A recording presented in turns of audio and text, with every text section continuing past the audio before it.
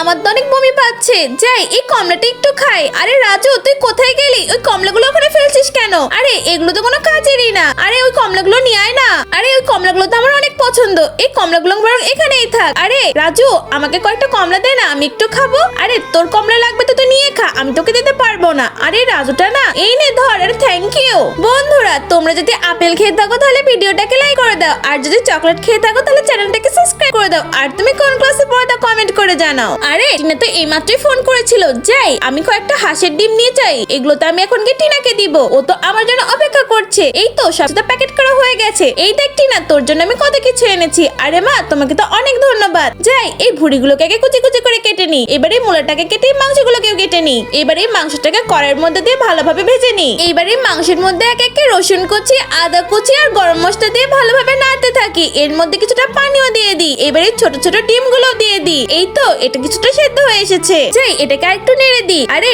এটা তো রেডি হয়ে গেছে, এবার এটাকে প্লেটে তুলে ফেলি। এই তো এটা তো রেডি। যাই এবার এটা খেয়ে দেখি। আরে মা, ওয়াও, এটা তো খেতে দারুণ টেস্টি।